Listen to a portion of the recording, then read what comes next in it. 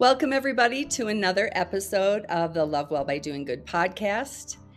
I'm so excited. So, you guys don't know yet, but I turned 70. Well, some of you know, on December 7th. And for my 70th birthday, I told my husband I want another dog. It's probably the only way I would get another dog, actually, if yours is a dog. But because it was a really special birthday, I got a dog. And I got what I think is a Shepherd Belgian Malinois mix, where I think he's more Malinois maybe than anything, as I'm getting to know this breed.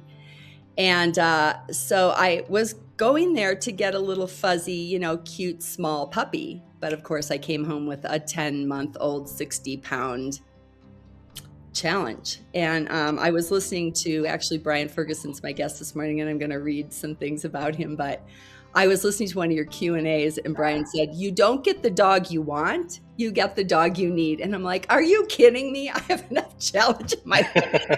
And then I get this dog. But he came as Oliver, and he looks like a bear. And sometimes he's teddy bear, and sometimes he's grumpy bear, and sometimes he's challenging bear, but we call him Bear. And we're growing to love him very much. And he is definitely teaching my husband and I and our other animals lots of things, and our family. So let me tell you about Brian. So Brian began training dogs, specializing in behavioral rehabilitation in 2003.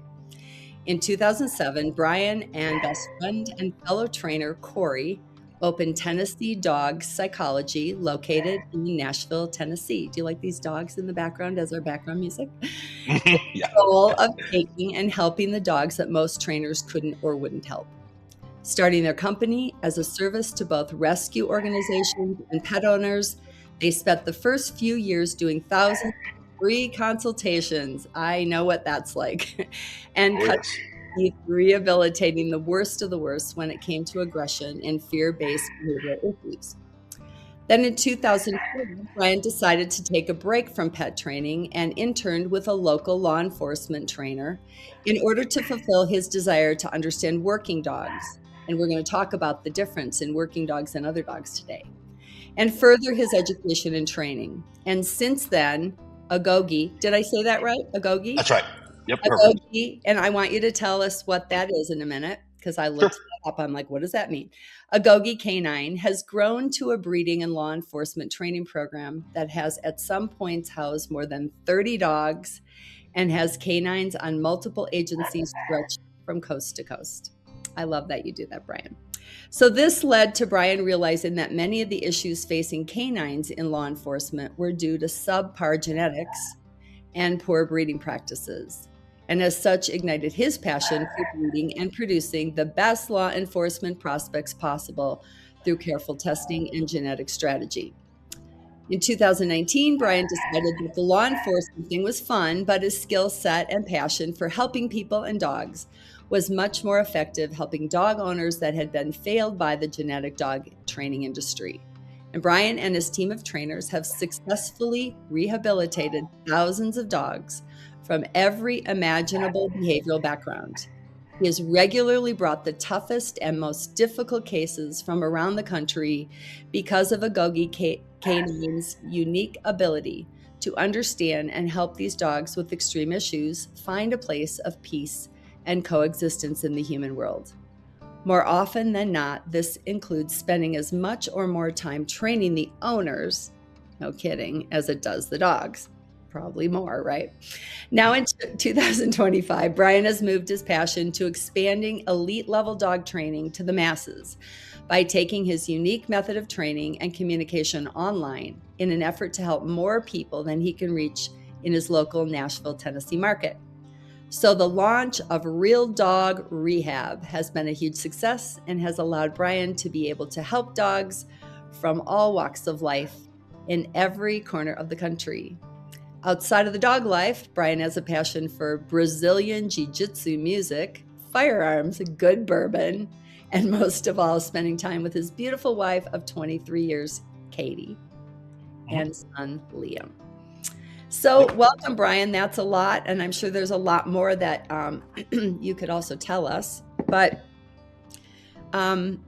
what's your favorite thing, like right now, Like, I know we read like what you're doing, but like, what's something that we wouldn't know about that you're loving doing right now? Great question. So I teach probably at least 2 nights a week, sometimes 3 nights a week. I teach Brazilian Jiu-Jitsu to kids. And so I grew up as a martial artist my entire life as a child. Started when I was 4 years old. Practiced martial arts my entire life. And about 5 or 6 years ago, myself, my wife, and my son all got into Brazilian Jiu-Jitsu. And will you And tell us what the difference between Brazilian Jiu-Jitsu and other Jiu-Jitsu or forms of martial arts are? sure, yeah, so Brazilian Jiu-Jitsu was originally a self-defense based art form that was all based on groundwork. So, what happens when you get put on the ground? What happens when somebody's on top of you? What happens when your feet are no longer underneath you? And it is all submission based. So, as opposed to other martial arts that are striking based, where you're hitting and kicking, this is all joint locks, chokes, joint manipulations, things like that.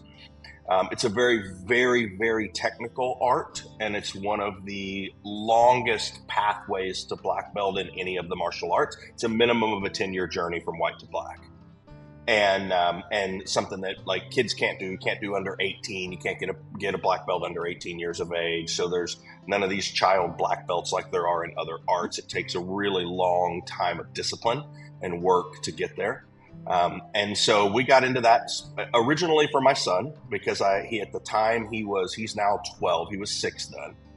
And so we had gotten him into wrestling because I believe that for young men, being in one-on-one combat sports is extremely important to their development, whether it be wrestling or martial arts or boxing, because I believe that in general we have a growing society of people whose number one fear is interpersonal conflict. And that's a very difficult thing for people to overcome. And when you spend time in a sport that teaches you not only discipline around those situations, but how to control your emotions, how to make sure that you have the ability to stay level-headed and come out on top, it really teaches young men to not have to walk into a room and be afraid of other people. And so it increases their confidence. It gives them confidence walking through the world. And so I believe it's a very important thing. So when my son was 6, we got him into wrestling. We learned very quickly that wrestling was not the right sport for him because at 6 years old, wrestling is all about the most aggressive kid wins. And my son is not an aggressive guy. He is an extremely cerebral kid. And so I knew, because of my background in martial arts, that jiu-jitsu was the right answer. Because they also, one of the things they call jiu-jitsu is like martial chess, because it's such a technical and strategic game that it's very chess-like in the way it operates. And that was a perfect fit for Liam. And so since he got into it, I looked at my wife. I was like, we're going to be going 2-3 nights a week to watch him. We may as well be doing it as well. And so it can just be something we do as a family. And it's just taken off. We've had a blast with it. We've been in it 5, almost 6 years now. And so 2 or 3 nights a week, I teach kids from 7 to 13 years old in jiu-jitsu. And then I also teach their competition class for kids who like to go compete in tournaments and do stuff like that. And so I do that on Saturday afternoons. That's awesome.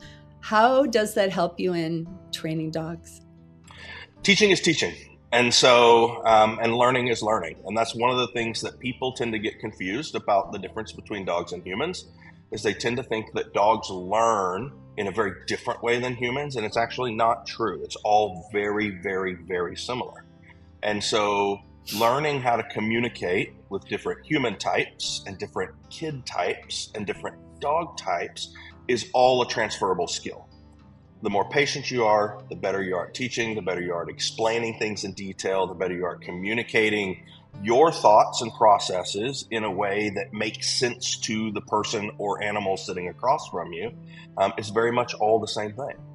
And so it's been a lot of fun working with kids. I taught kids a lot in martial arts when I was younger, when I was down in my teens and practicing martial arts then.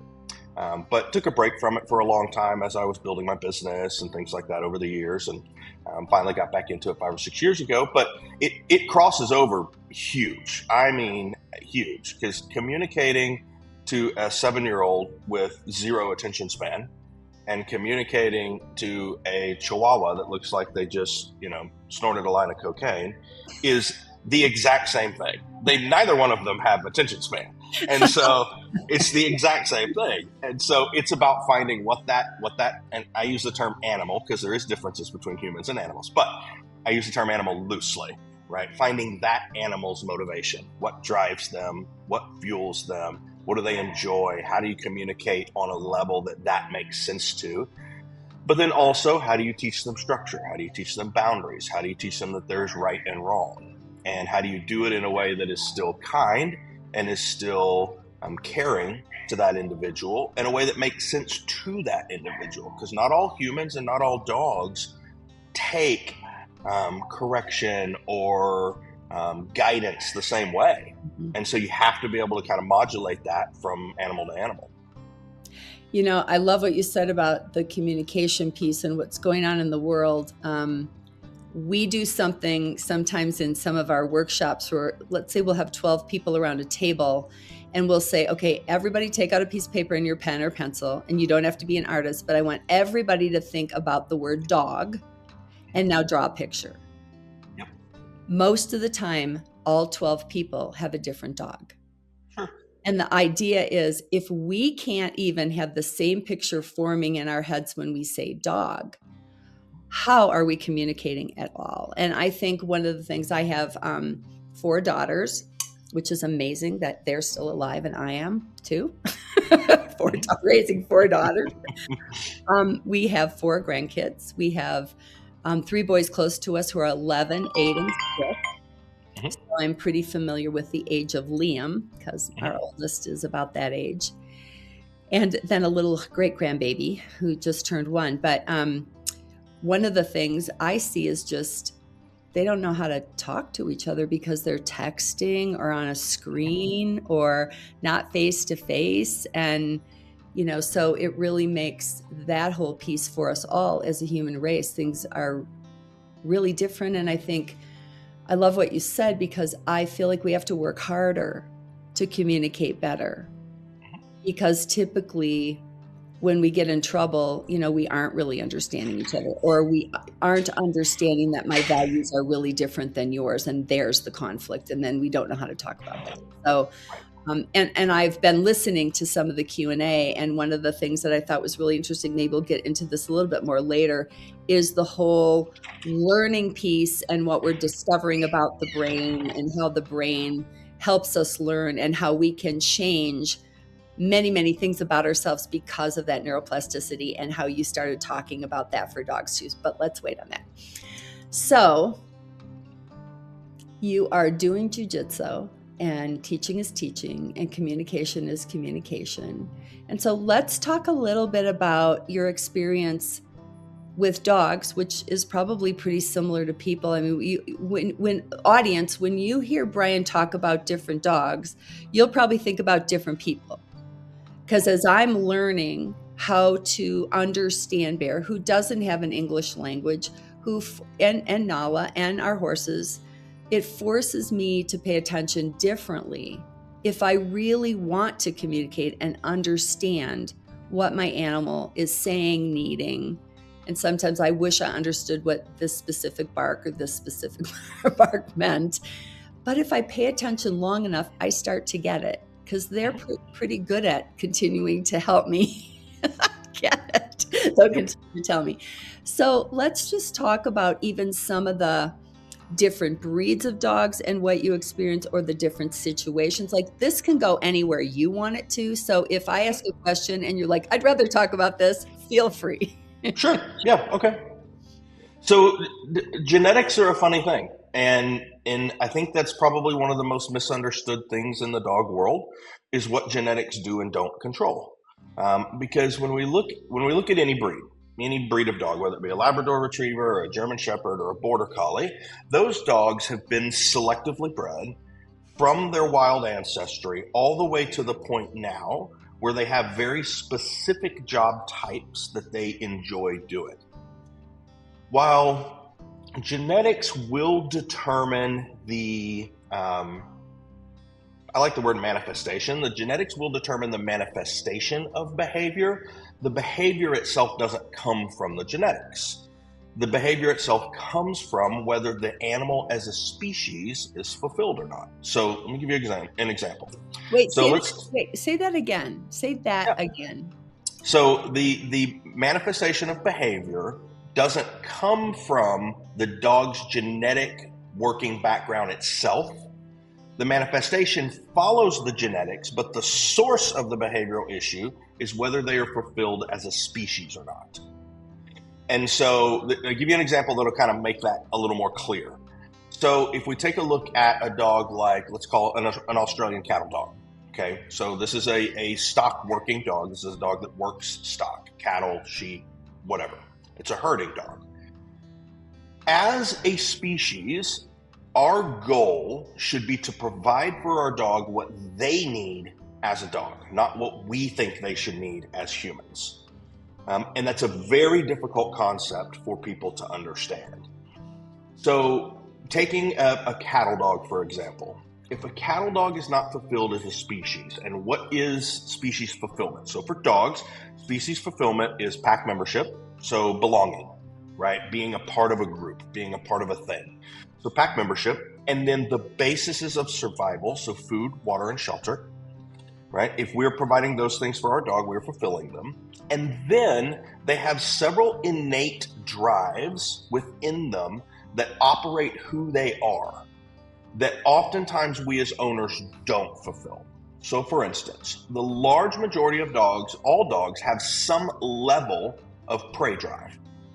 And prey drive is defined simply as the desire to chase, catch, kill, and consume something for food. Okay? Now there are different levels to that. Some dogs really enjoy the chase. Some dogs really enjoy the catch and the kill. Some dogs actually want to consume.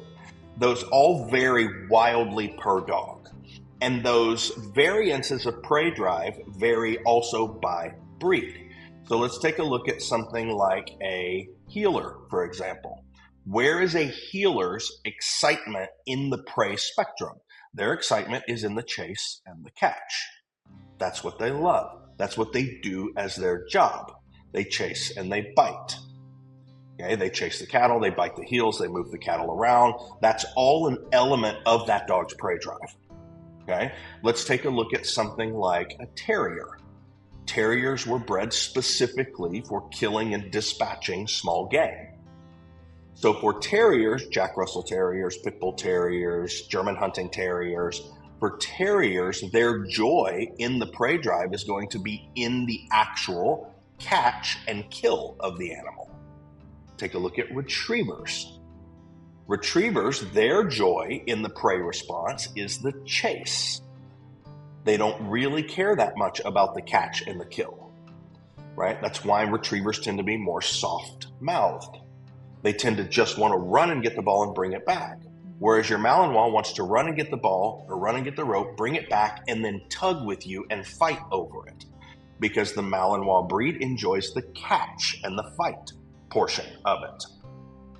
And so all dogs have a fulfillment that needs to happen at the genetic level to make them feel like the dog that they are, right? To make them feel complete. When we don't provide fulfillment in the forms of proper exercise, proper psychological mental structure, and then fulfilling those internal drives in the dog, their behaviors will manifest along their genetic lines.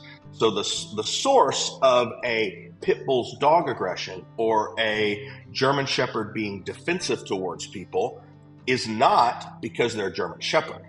It's because they're not fulfilled as a breed, and then the manifestation of that lack of fulfillment comes out and follows the genetics. So your Labradors will become hyper obsessive about retrieving. They'll collect all the toys in the house and put them in a pile, right? They'll become hyper obsessive. That part of them that's not being fulfilled will go way over the top. German Shepherds tend to become defensive or reactive. Why? Because they were bred to, in part, to do protection work for humans. That's kind of a big myth about German Shepherds is German Shepherds were not originally bred as herding dogs. A lot of people think they were farm dogs and herding dogs. They were not. The first German Shepherd that was bred specifically for law enforcement work. And so Now, they were bred from farm dogs, but the actual first German Shepherd that was bred for the purpose, it was bred for a purpose of law enforcement work. And then that breed has been continued along those lines for hundreds of years now. And so that's where the behavioral problems come out. The behavioral problems follow the genetics, but the source of them is not the dog's genetics. The source of them is a lack of fulfillment. And so when that herding dog is not fulfilled, that's the dog that starts biting people's heels and tagging intruders that come in, not intruders, but guests that come in the house, and just doing the fly-by nip and run on, right? And what he's doing is practicing his internal instincts of herding in an inappropriate time frame because he's not fulfilled as an animal. And so that's where we see those behavioral issues come from, very commonly with pit bulls. Pit bulls were bred for fighting other animals. And so very commonly with pit bulls, when they're not fulfilled, you're going to see reactivity or aggression towards other dogs. Now you reel that dog back in, you fulfill the dog, and that becomes a manageable thing. And so that's when we talk about genetics. Genetics are both a very big dictator of behavioral outcome, but genetics don't change what the dog needs to be fulfilled. All dogs need the same base things, just at different levels. And so it's a big misnomer in the dog world is that, well, if I don't get my herding dog into herding, then I'm going to have problems. It's not necessarily true. You don't have to fulfill herding because that's the genetic side. You have to fulfill his prey response because that's the actual natural drive that he's using. And so learning that about our dogs is a big deal. Yeah. How much of the industry knows this? So I would say your good trainers probably do. Dog training is a really funny industry because it's one of the few industries out there that there is zero barrier to entry in. And dog training in person is usually a fairly premium product price. And so it is a way that people who love dogs will take a look at it and they'll go, ooh, I think I can make some money here. And they'll get into it for the wrong reasons. They'll get into it just specifically to try to make money. And the problem is they lose track of the fact that they're dealing with real people, real human beings, and real animal lives. Like these are not things. These are living, breathing, thinking, feeling creatures. And they lose track of that, and then they get in over their head. Because there's no consistent form of education in dog training, you can have a trainer that's been training 20 years, two trainers that have been training 20 years, and one can help you fix your reactivity, and the other one will make it worse. And it's just based on their understanding of the brain and the science behind dogs and how this stuff actually works. Because a lot of trainers are still stuck in the old way of doing things. What we know about how the canine brain works and how they retain information and how they learn and how that stuff changes over time has come so far just in the last decade, just in the last 10 years. And so when you have trainers stuck before that, you know, the methods of dog training that we understood back then were very, very, very different. And whether a person chooses to stay up on the research and stay up on the science and chooses to make themselves better and go learn from other people and take more classes and study harder, whether a person chooses to do that or not is up to them. And so I would say that there's pockets of good trainers all over the country.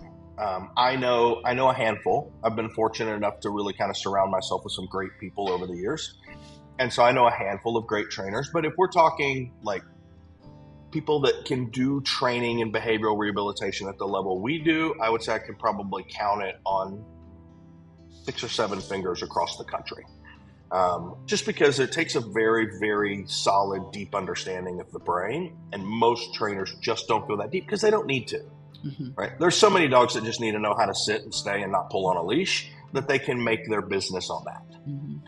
And so, but there's some that fully understand it, but there's a lot that don't. Yeah.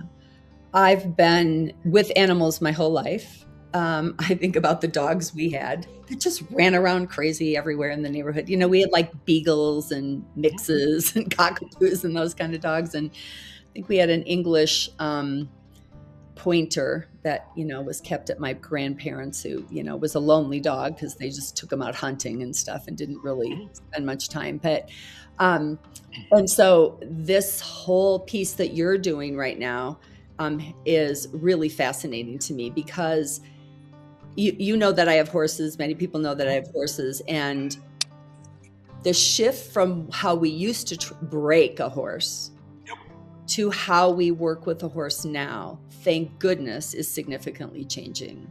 And there's so many similarities even in horses and dogs. There's some big differences, but there's really some big similarities in terms of how we've learned, because we do equine assisted coaching. Basically, we're not therapists, but we do things like a therapist would do with people. We bring teams out and individuals, and seeing how our horses interact with people and what draws them to people and what, you know, shuns them away from people is just really interesting. And I'm seeing that same thing with our dogs, you know, that same thing if you pay attention differently. So I think this is kind of a, you know, I really believe this is new frontier for the public to understand, what does my dog need beyond just food, water, and shelter? What kind of exercise does my dog need? You've given an example a couple of times about exercise and what it does for the good and does it. Will you explain that a little bit? Because one of the myths, right, is like, go work your dog crazy and then they'll be rested. Then they'll leave you alone. Right? Huge myth, right? So I define exercise in two categories, right? We've got physical exercise and psychological exercise.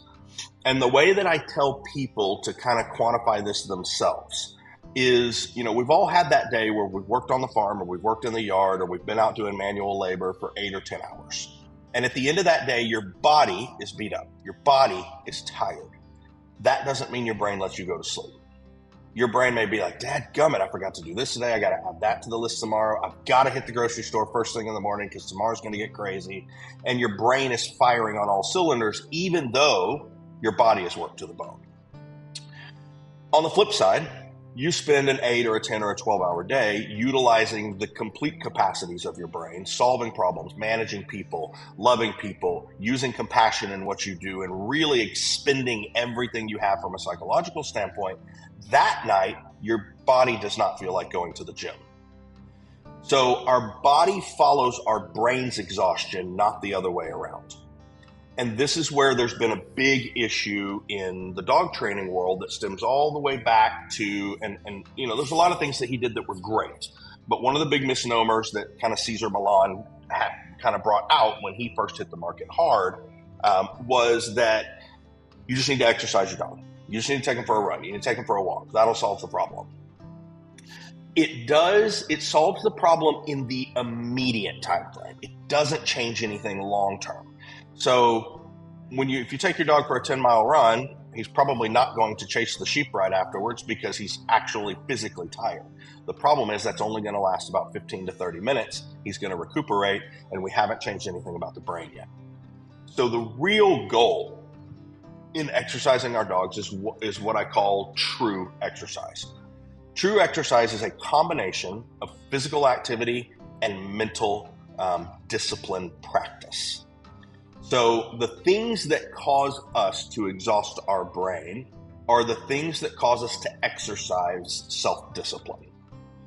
When we really want to do X, but we know we have to focus on Y, that creates an internal tension that starts to make us psychologically tired. The same thing happens to dogs. Usually what we do when we exercise dogs is we grab that, chuck it, and we grab that ball and we throw it. And then the dog brings it back. And then we grab it and they're vibrating, right? They're dancing on both feet. They're like, throw the ball. And we throw it again, right? And we do this back and forth and back and forth and back and forth. And in 10 or 20 minutes, the dog is pretty physically tired. They go inside, they lay on the air conditioner vent, and in 20 minutes, that ball is back in their mouth and it's back in your face. And it's because all we did was drain a small amount of physical energy. The truth of the matter is, dogs as a species are built to move, travel, and hunt 16 to 18 hours a day. We have no hope of coming anywhere close to satisfying that on a physical level. So instead, we need to take physical activities, like fetch can be one of them, and we need to add a level of structure that forces the dog to think and create what I call true exercise. So true exercise is the combination of exercising self-discipline and restraint while also being able to do physical tasks. And the higher drive the dog is, so the more motivated for physical tasks the dog is, especially when we start getting into our working dogs, the harder it is to teach them to self-regulate the impulses. But that self-regulation of impulses is what wears them out psychologically. So we demonstrate it all the time when people come pick up their dogs from our program. We'll bring the dog in, we'll work obedience with the dog in front of the owner. The dog is amped the heck up because it's the first time they've seen their owner in 3 to 4 weeks. So they're super excited, but they're having to stop themselves. They're having to still go lay on place while their owner, who they haven't seen in 4 weeks, is sitting on the other side of the room. They're having to practice that self-control and that self-discipline and that impulse control. And in 20 minutes, that dog will be panting so hard, you'll think they just ran a marathon. There is a massive brain-body connection that happens where when we wear out the brain, it actually translates to physical exhaustion. And the dog will lay there and pant. And I'll look at the owners and I'll be like, did you just see him go run 5 miles? And they'll be like, well, no. I'm like, does he look like he's tired and getting exhausted and satisfied? Well, yes.